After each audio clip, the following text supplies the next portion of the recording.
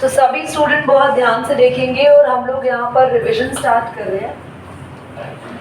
That is the revision of motion chapter further on. और आज हम सीख रहे हैं डेरिवेशन। दोनों मेथड से सीखेंगे, ग्राफिकल मेथड से भी और by the help of formulas. First हम by the help of formulas सीख रहे हैं। जो दोनों न्यू बच्चे हैं वो बहुत ध्यान से सुन लो, क्योंकि जिन्होंने नहीं पढ़ा मोशन चैप्टर, कुछ टर्म्स मैं बता देती हूँ। V और U क्या होता है, S क्या होता है, T क्या होता है, ये सब। तो बेटा आपके पास U होती है इनिशियल वेलोसिटी। फॉर एग्जाम्पल आप कार में बैठे, आपने कार चलाना शुरू किया, तो आपकी कोई एक इनिशियल स्टार्टिंग की स्पीड रही होगी। कुछ देर बाद आपकी स्पीड चेंज होगी। तो जब आपकी कुछ देर के बाद स्पीड चेंज हुई, that is your final speed V। तो U आपकी इनिशियल, जब आपने शुरुआत किया था चलना, V मतलब फाइनल, T मतलब time, and S means distance. Distance, S means distance, and A means acceleration. Acceleration का मतलब होता है जितने टाइम आप चल रहे हैं आपकी वेलोसिटी में कितना चेंज आ रहा है। चेंज इन वेलोसिटी टाइम के साथ, टाइम को ध्यान में रखते हुए अगर आपकी जो वेलोसिटी है वो स्पीड है, कितना चेंज आ रहा है, उसे एक्सेलरेशन कहते हैं। नाउ पिछली वीडियो जरूर देख लेना दोनों यूट्यूब पे, तो क्लियर हो जाएगा। बात करते हैं हम लोग फर्स्ट इक्वेशन ऑफ मोशन, जिसका हम कितनी इक्वेशंस पढ़नी है हमें, टोटल 3 इक्वेशंस पढ़ने। तीनों इक्वेशंस किसने दी थी? They are the Newton's equation of motion, right. Newton पता है आप लोगों को? हम लोग इन्हें ग्रेविटेशन चैप्टर में फिर से रिपीट भी पढ़ेंगे। सो ये अभी न्यूटन नाम नहीं देते हम लोग, नॉर्मली इक्वेशन ऑफ मोशन ही बोलते हैं। न्यूटन हम ग्रेविटेशन के अंदर, वहां पर वो नेम उसके साथ अटैच होगा। अभी सिर्फ ये मोशन चैप्टर की 3 मेन इक्वेशंस है। धीरे इक्वेशन आई क्यों पढ़ना पड़ रहा है हमें इनके बारे में? क्योंकि इन इक्वेशन से आप बहुत सारे मोशन से रिलेटेड न्यूमेरिकल्स निकाल सकते हो। किसी की फाइनल स्पीड पता है आपको, किसी कार की या ट्रक की या आपकी खुद की भी, टाइम पता है आपको, एक्सेलरेशन पता है, तो आप अपनी इनिशियल स्पीड निकाल सकते हो। आपको इनिशियल स्पीड पता है, आपको फाइनल स्पीड पता है, आपको एक्सेलरेशन पता है, आप टाइम निकाल सकते हो कि कितनी देर में आपने वो स्पीड अचीव करी। बहुत सारी चीज़ें फाइंड करने के लिए और डिफरेंट टाइप ऑफ न्यूमेरिकल्स के लिए हमें इक्वेशन की जरूरत होती है। तो हम फर्स्ट इक्वेशन ऑफ मोशन को डिराइव कर रहे हैं, जिसके लिए हमारे पास फॉर्मूला कौन सा इंपॉर्टेंट है? एक्सेलरेशन। एक्सेलरेशन की हेल्प से हम डिराइव कर लेंगे बहुत इजीली। एक्सेलरेशन को स्मॉल a से लिखते हैं।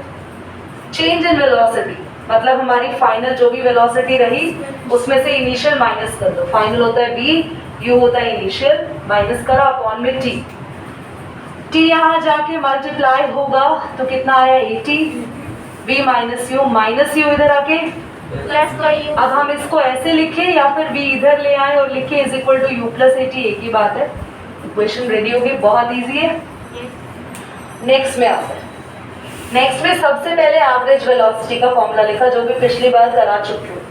एवरेज वेलोसिटी होता है इनिशियल वेलोसिटी, आपकी स्टार्टिंग वेलोसिटी कितनी है, फाइनल आपकी वेलोसिटी कितनी है, दोनों को प्लस करो, किससे डिवाइड करो? 2 से। इसका मतलब होता है एवरेज वेलोसिटी। इसके बाद डिस्टेंस का फॉर्मूला लिखा, जो होता है average velocity into time. Average velocity होता है u plus v upon 2v। बच्चों फर्स्ट इक्वेशन की हेल्प से हम इस v की जगह क्या लिख देंगे? u प्लस v की जगह क्या लिख दिया? u plus. तो जो एवरेज वेलोसिटी का v था उसकी जगह u प्लस 80 लिख दिया। Now how many u are there? 2u बन गया प्लस 80।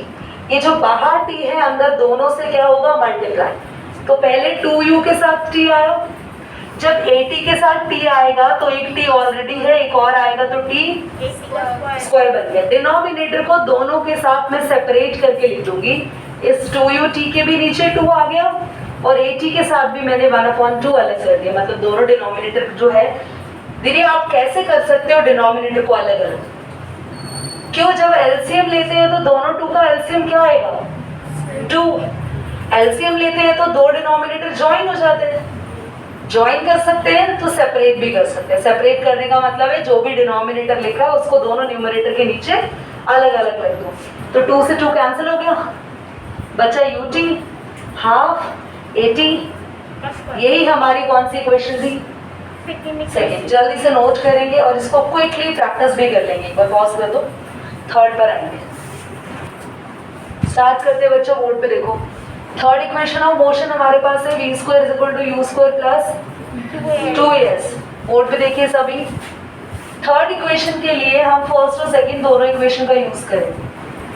सबसे पहले हम फर्स्ट इक्वेशन जो हमने ऑलरेडी अभी डिराइव की है उसको लिखेंगे, that is v is equal to u plus 80। Equation को लिखो। यहाँ से हमें t की वैल्यू निकालनी है, थोड़ा ध्यान से समझिए, हल्का सा कॉम्प्लिकेटेड है आपके पास ये। सबसे पहले u पॉजिटिव में, इधर आगे नेगेटिव, और यहाँ a मल्टीप्लाई हो रहा है तो इधर डिवाइड। t की वैल्यू आ चुकी है। इस t की वैल्यू को हम सेकेंड इक्वेशन में पुट करेंगे। तो सेकेंड इक्वेशन क्या थी मेरे पास, s is equal to u t plus half a t square. तो t की जगह मैंने पुट करना है v minus u upon a. तो t की जगह v minus u upon a, क्योंकि यहाँ t का स्क्वायर है तो जो वैल्यू हमने पुट करी उसका भी क्या किया, स्क्वायर किया। यहाँ तक क्लियर हो गया होगा। Now you have to multiply here the u in the bracket, u into v, uv, u into u square upon में a as it is, done। अब बच्चों यहाँ पर a का स्क्वायर है तो यानी यहाँ पर 2a है, उसी के साथ मल्टीप्लाई में एक a है, तो एक a यहाँ पर एक a से कैंसिल, बट फिर भी यहाँ पर एक a बचेगा, ओके, क्योंकि ये वाले a के ऊपर पावर क्या थी। अब ये स्क्वायर a के ऊपर नहीं रहेगा क्योंकि एक a कैंसिल हो चुका है, ये स्क्वायर सिर्फ v माइनस यू के ऊपर है। समझ में आया सबको, ये स्टेप क्लियर हुआ। नाउ ये पूरा स्टेप मैंने एज इट इज यहाँ पर लिखा है, पर एक छोटा सा काम किया है, a माइनस बी के होल स्क्वायर का ओपन कर दिया फॉर्मूला। मैथ्स में सबने एक फॉर्मूला पढ़ा है, a माइनस बी का whole square, a square plus b square minus 2ab। Minus 2ab बीच में भी लिख सकते हैं, उसमें कुछ रॉन्ग नहीं है, ठीक है। तो a स्क्वायर a की जगह क्या है, v का स्क्वायर, b की जगह क्या है, u का स्क्वायर, माइनस 2 जो ab है उन्हें एक साथ लिख दिया। जरूरी नहीं है v और u में से v ही पहले आए, u को भी पहले लिख सकते हैं, क्योंकि मल्टीप्लाई में 3 इंटू 2 लिखो या 2 इंटू 3 लिखो, एक ही बात है। यहाँ तक क्लियर, यहाँ तक कोई डाउट है तो बोलो। अब इस 2 को एक साथ लिख दिया, a के साथ मल्टीप्लाई करके साथ में लिख दिया 2a। एलसीएम लिया, एलसीएम में हमेशा कॉमन चीजें आती है, तो क्या कॉमन दिखा, a। जो कॉमन है उसको एक बार लिखा, जो दोनों में कॉमन नहीं है उसको एज इट इज लिख दिया। दोबारा सीखो, जब भी हम ऐसी चीजों का एलसीएम लेते हैं जहां नंबर्स नहीं है, वेरिएबल्स हैं, जहां जो चीजें दोनों के पास है, जो दोनों के डिनोमिनेटर में है, उन्हें बस एक बार लिखना है। तो ए दोनों के पास थे, हमने एक बार लिखा, और जो चीज एक बार है यहाँ पे नहीं है ना 2, कोई बात नहीं, 2 को उठा के एज इट इज लिख दो। Is it okay? ए को हमने 2 बार नहीं लिखना है क्योंकि दोनों में कॉमन है, तो एक ही बार लिखना है। अब तुम्हारा एलसीएम जब भी होगा, जो सेम चीज होती है, a टू a कैंसिल, क्या बचा, 2 यहाँ मल्टीप्लाई होगा, 2 into u v, 2 into u square. समझ गए? कैंसिल करके ऐसे दिखाते नहीं है। यहाँ पर क्या क्या कैंसिल हो रहा है, 2a से पूरा, तो ये कुछ भी मल्टीप्लाई नहीं होगा, पूरा का पूरा आ जाता है। समझ गए? 2uv से 2uv। मैंने कैंसिल करने की चीजें अभी सिखाई है, लिखी नहीं थी, तो आपने नोट ऑलरेडी कर लिया, तो आप कैंसिल साथ में कर सकते हैं।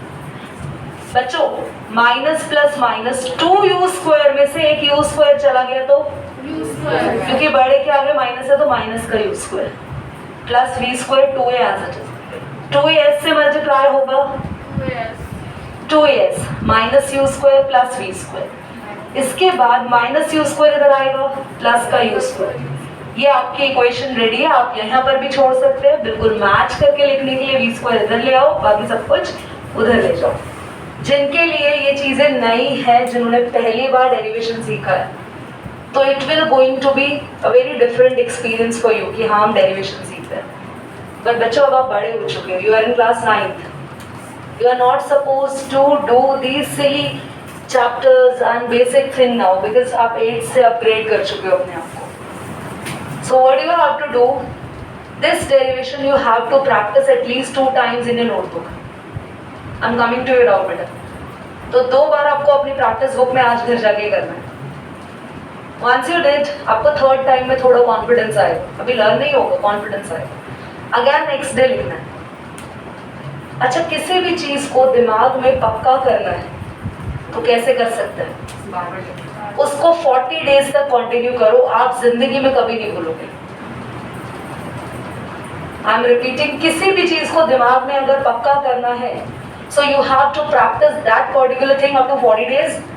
No one can beat you in that particular thing. कोई भी तुम्हें बीट नहीं कर सकता। आप 40 डेज में उसको अपने दिमाग में हमेशा के लिए लाइफ टाइम सेट कर लेंगे। So if you found something very difficult, give how many days? 40 days. The thing will be you, for you automatically. बोलो स्मिथ।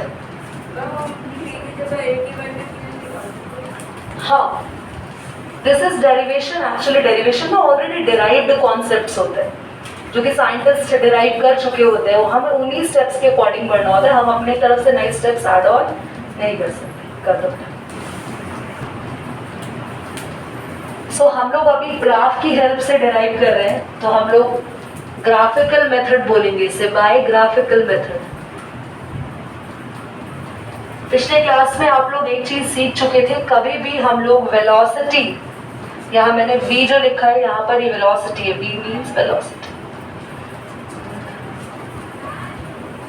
तो ये लाइन जो है, दिस y एक्सिस वाली लाइन, ये वेलोसिटी रिप्रेजेंट कर रही है और ये लाइन टाइम रिप्रेजेंट कर रही है। This line represent velocity. This line represent velocity. Time से हमेशा जो हमें ग्राफ मिलता है वो कौन सा ग्राफ होता है?